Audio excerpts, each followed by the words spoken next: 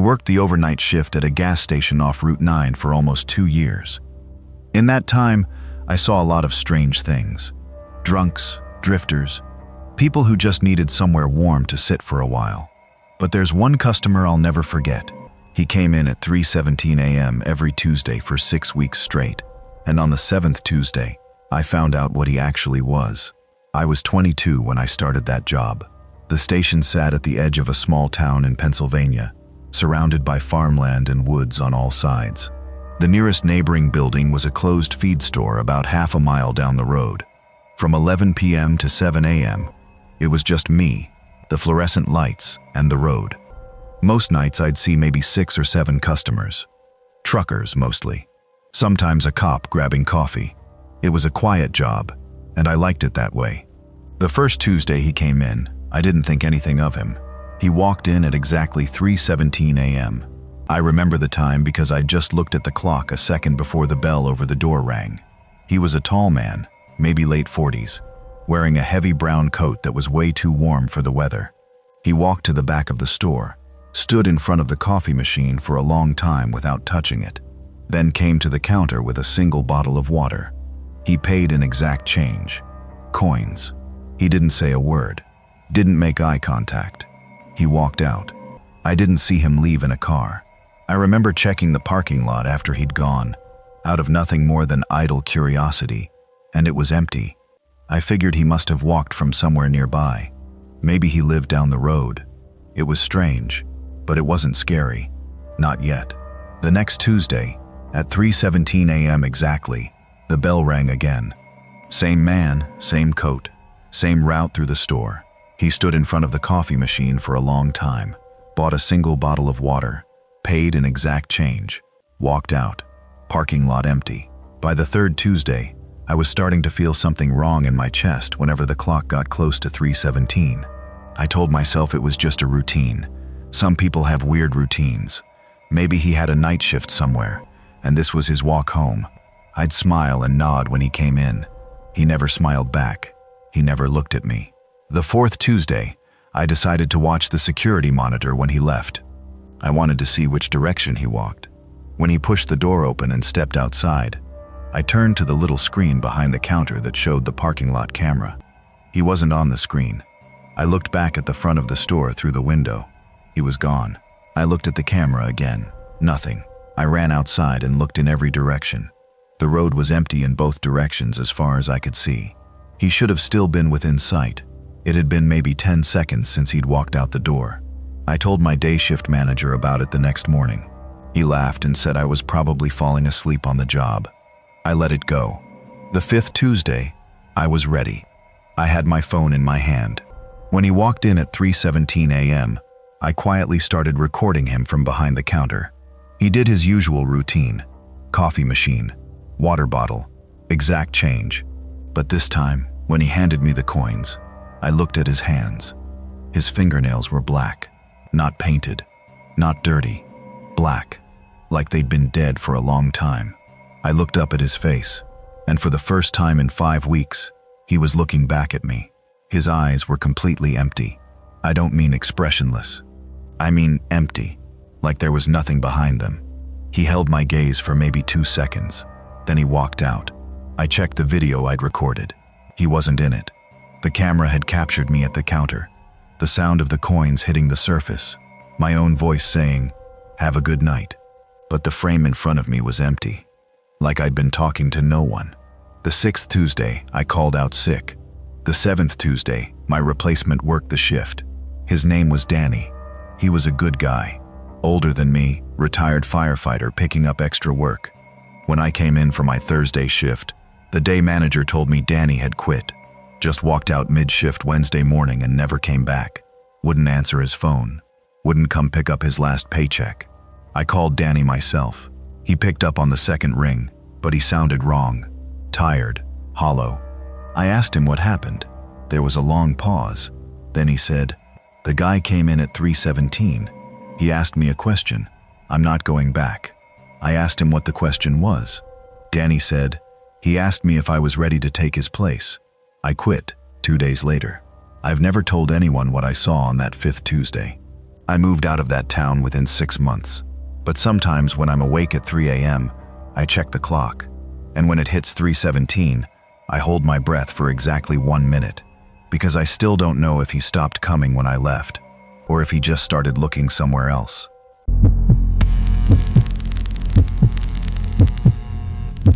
I worked as an overnight janitor at a hospital in central Michigan for 3 years.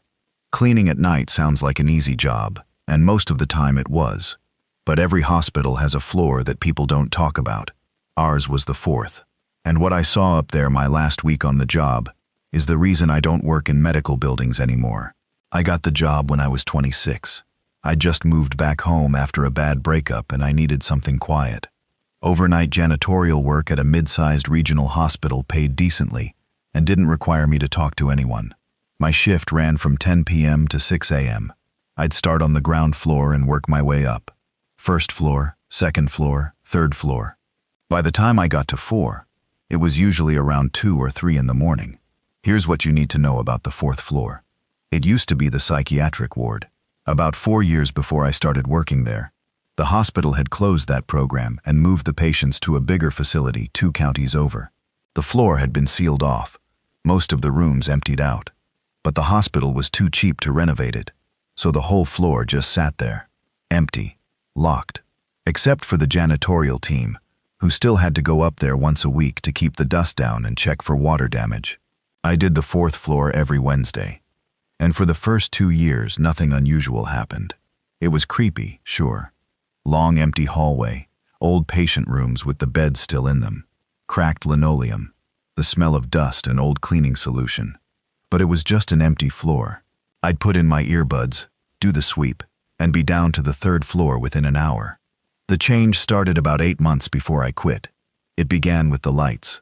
The 4th floor has these old fluorescent panels that flicker sometimes. That's normal for old fixtures. But one Wednesday, I noticed the flickering had a pattern. It wasn't random. The lights in the hallway would flicker in sequence, one after another, like something was walking down the hall and passing under each one. Except the hallway was empty. I stood there and watched it happen twice before I told myself I was being ridiculous and got back to work. The next Wednesday, I started hearing the doors. The patient rooms on 4 all have heavy doors with mechanical latches. They don't swing open easily. You have to push them. That night, as I was mopping the hallway, I heard a latch click somewhere behind me. I turned around. A door about halfway down the hall was open. It hadn't been open a minute earlier. I know because I'd walked past it on my way in. I closed it. I kept working. 10 minutes later, I heard another click. A different door. Open. I closed that one too. My hands were shaking a little now, but I kept telling myself the building was old. Latches fail. Air pressure changes when the HVAC cycles. There were explanations. The 3rd door opened while I was watching it. I was maybe 20 feet away. I turned to look down the hall, and I watched the latch slide sideways on its own. The door swung inward, slowly, all the way open, like someone was pushing it from the inside. I left the 4th floor that night without finishing. I told my supervisor I'd gotten sick.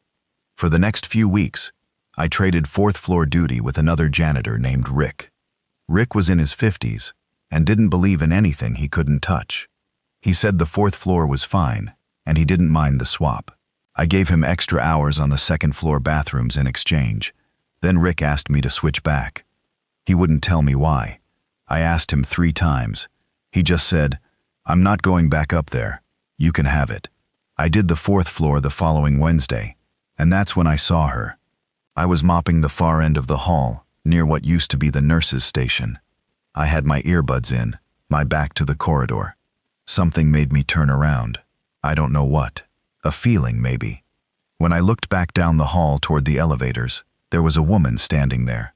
She was maybe 40 feet away, in the middle of the hallway. She was wearing a light blue hospital gown. Her hair was long and dark, and hanging down over her face. She was completely still, not swaying, not breathing, just standing there. I froze. My mop was still in my hand. I stared at her, and she stared back at me through her hair.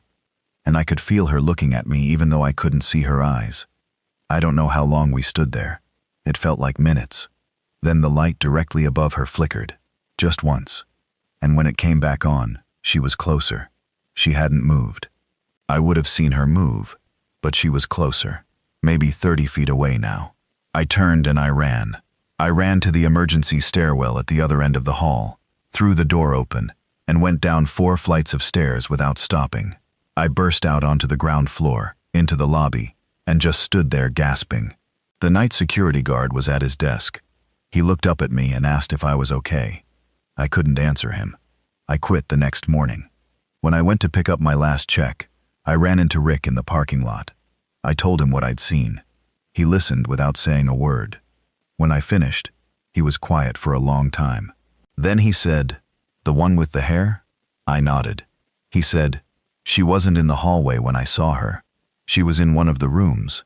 She was standing in the corner, and she wasn't looking at me. She was looking at something behind me."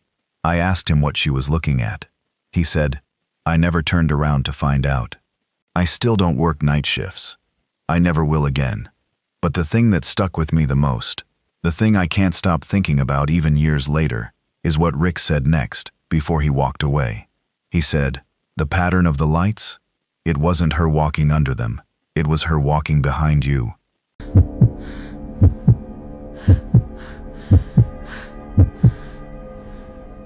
I worked the overnight desk at a small roadside motel in New Mexico for 8 months. It was the kind of place where nobody stayed on purpose.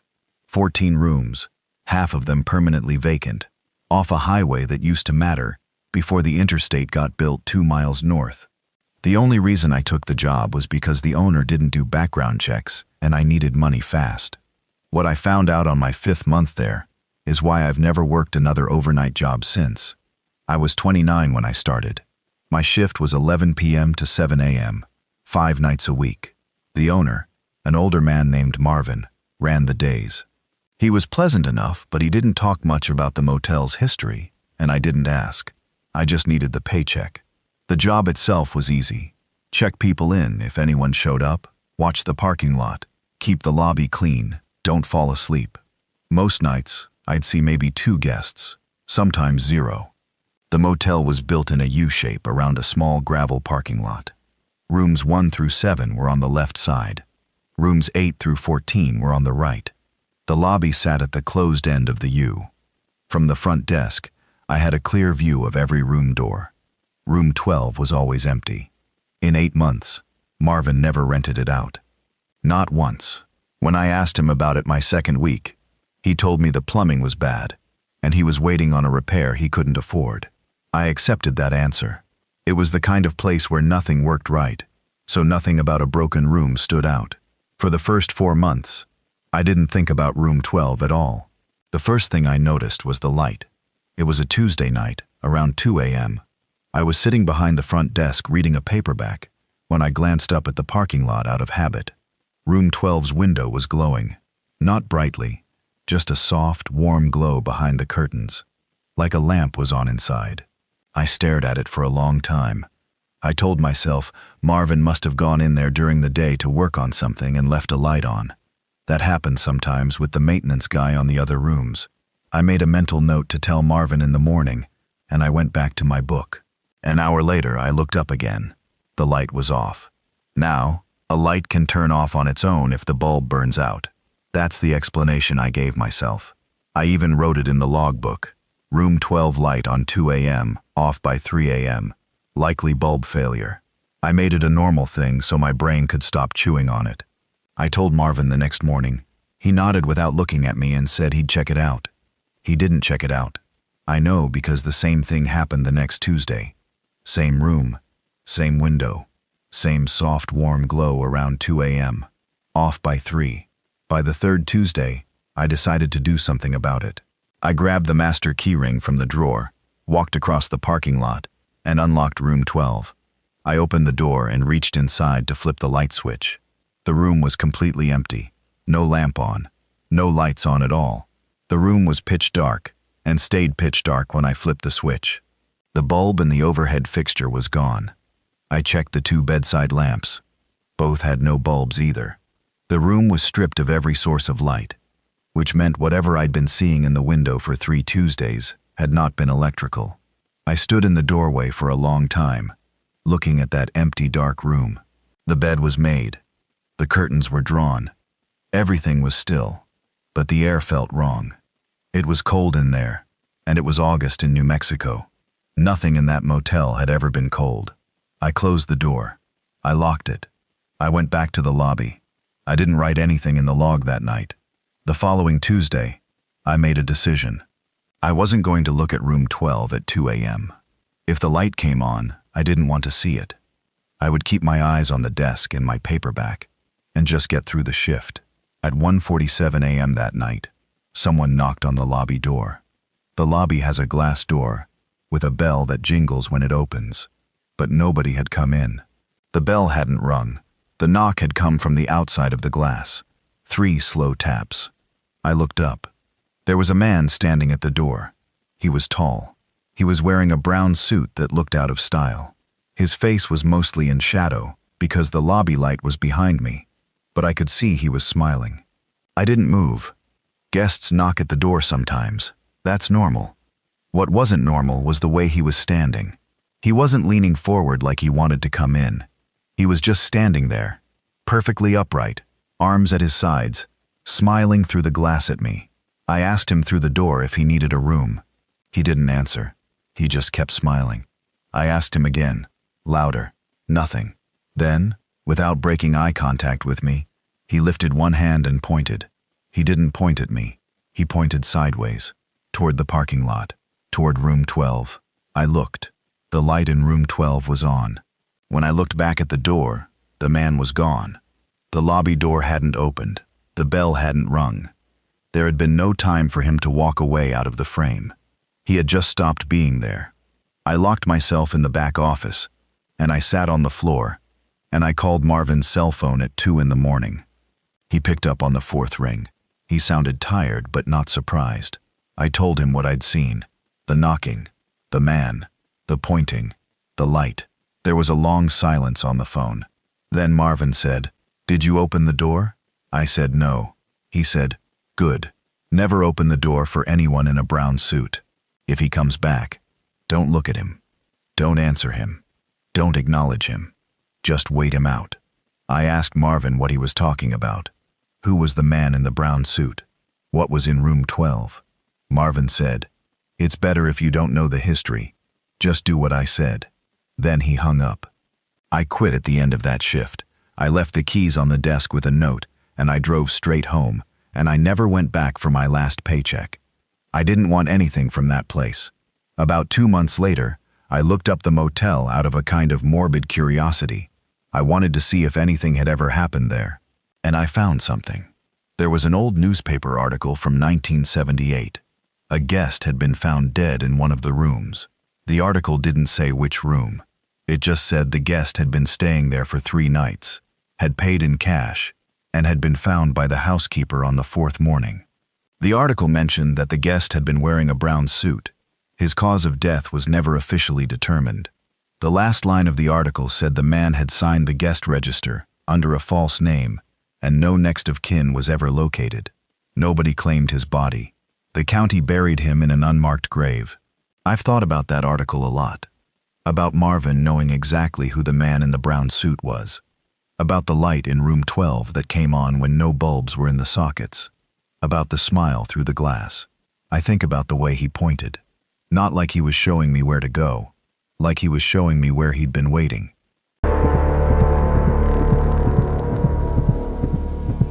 I was a solo security guard at a decommissioned water treatment facility in rural Oregon for 4 months. It was supposed to be the easiest job I ever had. Sit in a booth, watch some cameras, walk the perimeter twice a shift. That was it. The pay was good, because nobody wanted to work that far out. But there's a reason nobody wanted to work that far out. I found out on my 3rd week, and what I saw on camera 6 is why I now sleep with the light on. The facility had been closed for almost 15 years when I started working there. The company that owned the land was waiting on environmental clearance to demolish the buildings, and they needed someone on site to prevent trespassing and vandalism in the meantime. My shift was 8 p.m. to 8 a.m., 4 nights a week. I was the only person on the property during those hours. The nearest town was 20 miles away.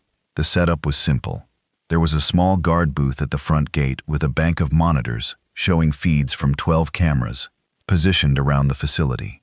Cameras 1 through 5 covered the perimeter fence. Cameras 6 through 9 covered the interior of the main treatment building, which was the largest structure on the site. Cameras 10 through 12 were on the outlying buildings, mostly storage. Camera 6 was inside the main treatment building on the ground floor. It pointed down a long central corridor that ran the full length of the building.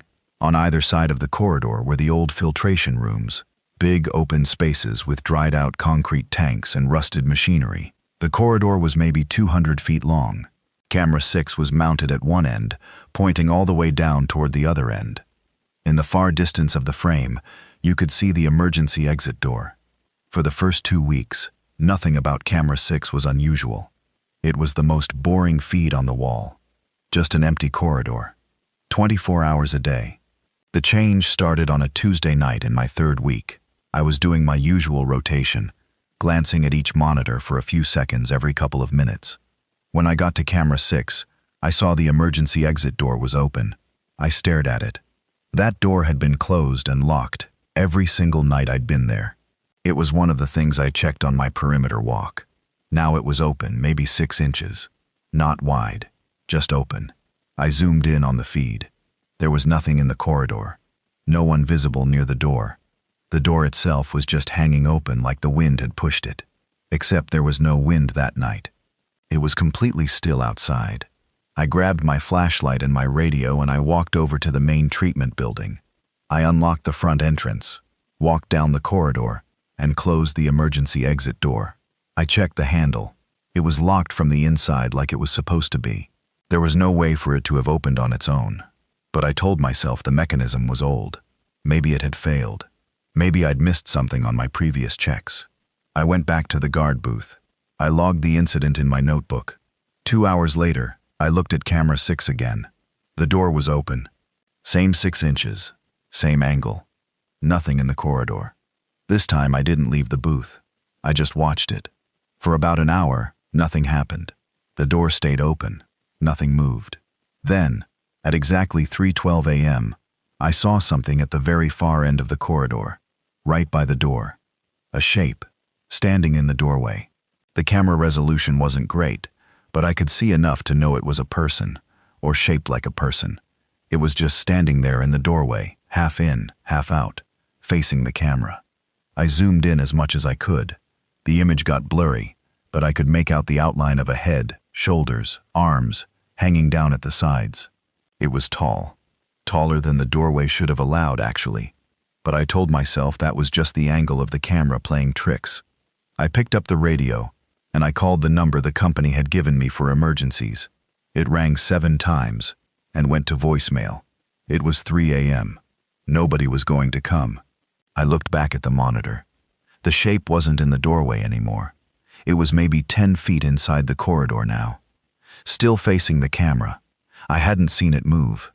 I stared at the monitor. My hands were locked on the desk. I couldn't look away, because I had this feeling that if I looked away, when I looked back it would be closer. So I didn't blink. I didn't move. I just watched. After about a minute, the light in the corridor flickered. When it came back on, the shape was closer. Maybe 40 feet away now. Still standing perfectly still. Still facing the camera. I understood what was happening. It only moved when I couldn't see it. Every time the light flickered, or the feed cut for even a fraction of a second, it got closer. It was walking toward the camera, toward me, and I couldn't stop it. I picked up my phone with shaking hands, and I started recording the monitor. If I was going to die out there alone, I wanted someone to know what killed me. The light flickered again. It was halfway down the corridor now, about 100 feet from the camera. I could see it more clearly. It was thin, impossibly thin. Its head was tilted to one side at an angle that no human neck could hold. Flicker, 50 feet from the camera. Flicker, 20 feet. I could see its face now. There was no face, just skin, pulled tight and blank, where a face should have been. Flicker. It was directly under the camera, looking straight up at the lens, looking straight at me. Then the entire feed went black. Every monitor in the booth went black at the same time. The lights in the booth flickered once, and then everything came back on. All 12 monitors. Camera 6 showed an empty corridor. The emergency exit door was closed. I locked the booth from the inside. I sat in there with my back against the wall until the sun came up. When my replacement showed up at 8 a.m., I gave him my keys, and I told him I quit. I didn't wait for a check. I drove straight home. I still have the video I recorded on my phone. I've watched it exactly once. I'll never watch it again. I did some research afterward. I wanted to find out if the facility had a history, if someone had died there, or if there was some tragedy connected to the land. I didn't find anything unusual. No deaths, no incidents. Just an old water treatment plant that had been shut down because it wasn't profitable anymore. But I keep coming back to one thing: the company that hired me. When I called them the next day to formalize my resignation, the woman on the phone didn't ask why I was quitting. She didn't ask if something had happened. She just said, "Okay, we'll process your final payment." Like she wasn't surprised at all. Like she'd made that call before.